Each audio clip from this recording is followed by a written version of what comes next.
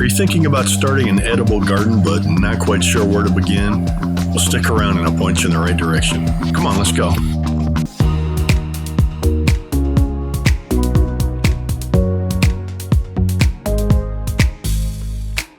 Hey, how you doing? On behalf of Jobe's, I'm Rick Bickling, the How Do Gardener.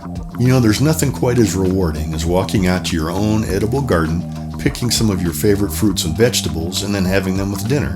And one of the easiest ways to grow your own edible garden, no matter how much space you have, what kind of soil, if any, you may have, is with raised beds or containers. Rather than having to prepare a huge row garden, you can work with easily manageable chunks and start small or large if you want, and have your garden up and running in about a day or so. Then you can increase its size over time. This technique allows anyone to grow a garden almost anywhere, no matter how much space you have or what kind of soil, if any, you may have.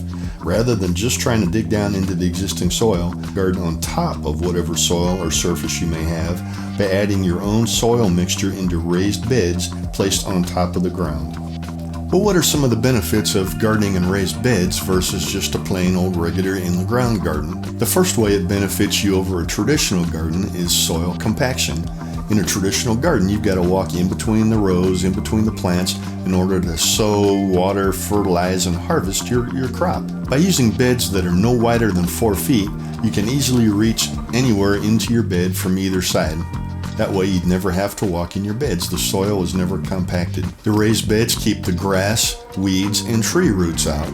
Since you're filling the beds with a custom quality soil mixture, you really don't have to worry about how good or bad or rocky the soil that you want to plant in is. Now this soil ensures good drainage, and since you really only have to water in the bed itself, not the whole garden area and the pathways, you only use about 10% of the water you would in a traditional garden. Well, that sounds pretty good, doesn't it? Now hold on a second, I know what you're thinking.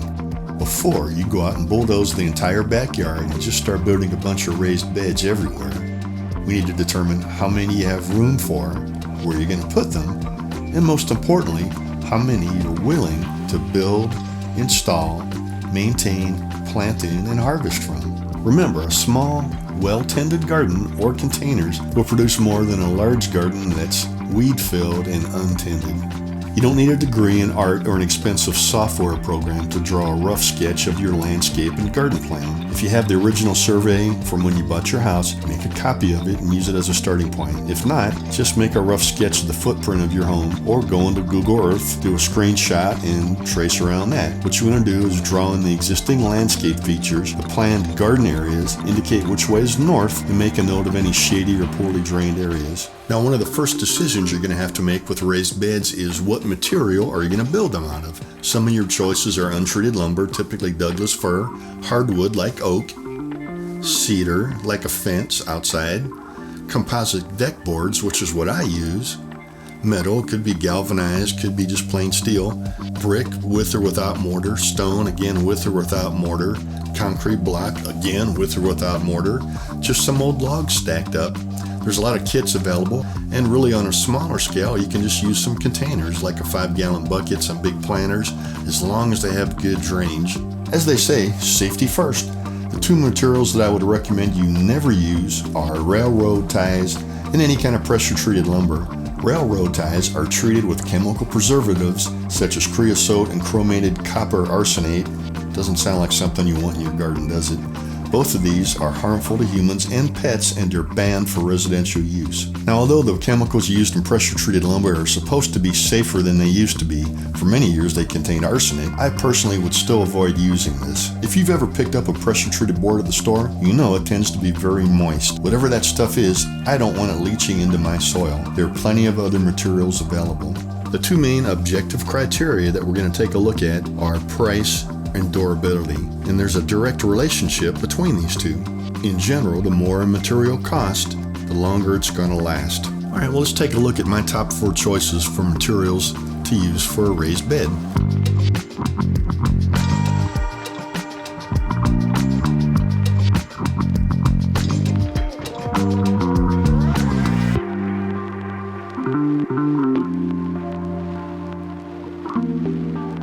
Okay, so now that you've picked what material you're going to use, how do you build one of these things? So for a 4x4 footbed, you need 4 pieces of lumber that are 4 feet long.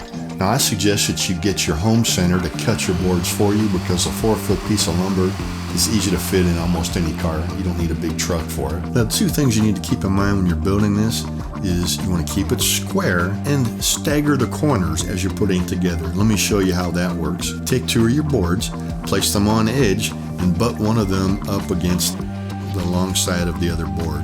Now through the long board, you're going to want to screw into the end of the second board, and I would use maybe 2 screws. Next, take the third board, place it up against this one. Now go on the other side and put 2 screws in that way. Finally, take the fourth board, place it right in there where it fits, and you want to screw into both sides of that as shown in this picture. Now again, this is not to scale, and this is kind of looking down on the boards. Now once each bed is constructed, you're going to want to place it in an area that receives full sun. Now once you've got your beds kind of placed where you want them, if it's on grass, remove any existing grass within each bed and level each bed. Now you can staple a piece of weed blocker fabric to the bottom of each bed and place the bed in its final position. Now if you're using containers, just cut a small piece to size that fits in the bottom of the container to cover the drainage holes. That way it'll keep the soil in and the ants out. I highly recommend you use Jobe's Weed Block Natural Landscape Fabric.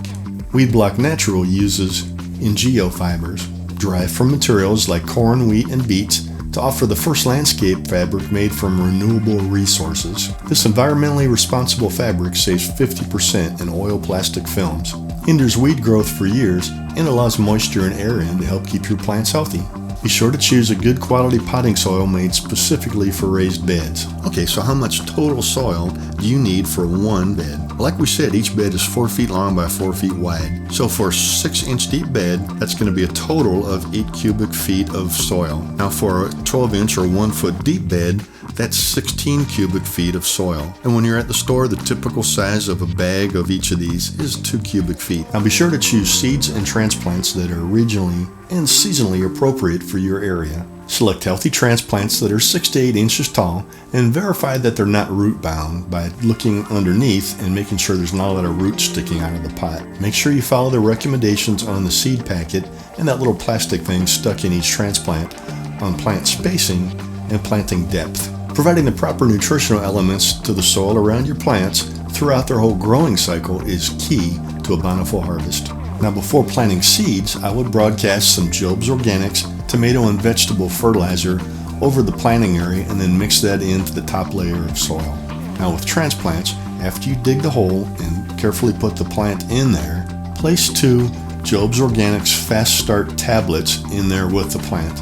They're specifically formulated to help reduce transplant shock and encourage root growth. Once you've got everything planted, water them in thoroughly. Now you want to maintain a consistent soil moisture level throughout the whole growing season. Typically you have to water about an inch every 3 or 4 days. Hey, thanks a lot for stopping by today. Hopefully you'll take a few minutes, make a plan, and maybe get started on your own edible garden this weekend. By making sure that your gardening goals match up with the resources you have available, you'll go a long way towards making gardening just right for you.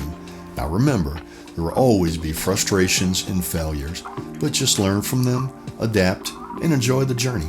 Jobe's, one garden, one planting, one plant at a time. We want to make the world a happier, healthier, more beautiful place.